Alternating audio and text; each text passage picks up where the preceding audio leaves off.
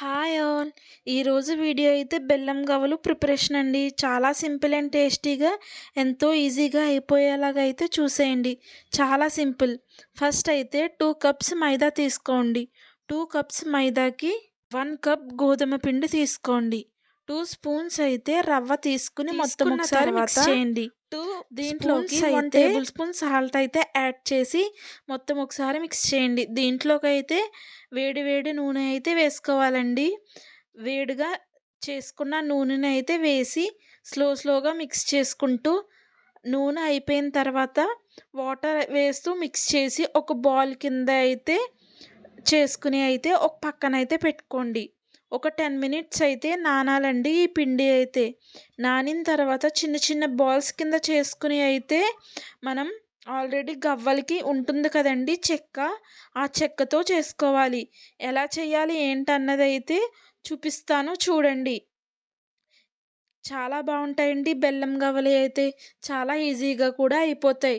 1 అవర్లో అయితే ఈ రెసిపీ అయితే మీకు కూడా కంప్లీట్ అయిపోతుంది. మీలో ఎవరికైనా బెల్లం గవ్వలు ఇష్టమా అండి?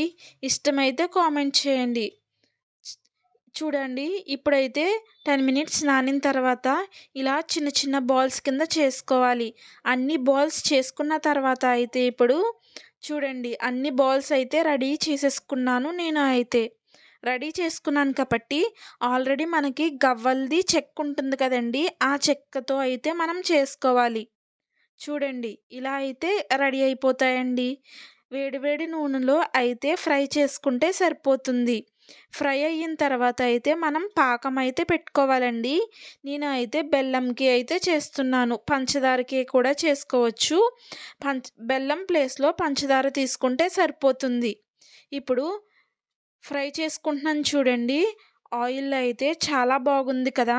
నేనైతే అప్పుడే టేస్ట్ చేశానండి. నాకైతే చాలా బాగా నచ్చినాయి ఈ బెల్లం గవ్వలు అయితే. ఇంతకీ మీకు ఎలా అనిపించింది ఈ బెల్లం గవ్వలు? మీరు కూడా ఒకసారి ట్రై చేయండి తప్పకుండా. చాలా బాగుంటుందండి ఈ రెసిపీ అయితే.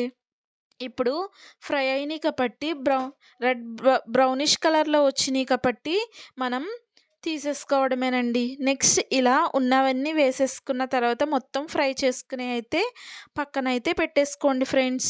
పెట్టుకున్న తర్వాత ఇప్పుడు నేను బెల్లం పాకం అయితే పెడుతున్నానండి. పాన్ పెట్టుకుని దాంట్లో ఈ కప్పు బెల్లం అయితే వేసాను. 1/2 కప్పు వాటర్ అయితే వేసి పాకం అయితే పెట్టుకున్నానండి. ఇలాచీ పౌడర్ కూడా వేసాను. పాకం వచ్చిన తర్వాత పాకం చెక్ చేసుకుని ఈ గవ్వలు మొత్తం దాంట్లో వేసేస్తే సరిపోతుందండి. వేసేసుకుని తర్వాత మొత్తం తీసుకుంటే సరిపోతుంది. ఇవి అయితే 1 వీక్ అయితే స్టోర్ అవి ఉంటాయి. చాలా సింపుల్ అండి. కానీ బెల్లం పాకం సరిగ్గా పెడితే సరిపోతుంది. మీలో ఎవరికైనా పంచదార పాకం కూడా కావాలంటే గిని చెప్పండి. నేనైతే వీడియో తీసి అప్లోడ్ చేస్తాను. ఇంతకీ ఈ రెసిపీ ఎలా అనిపించింది కామెంట్ చేయండి. బాయ్.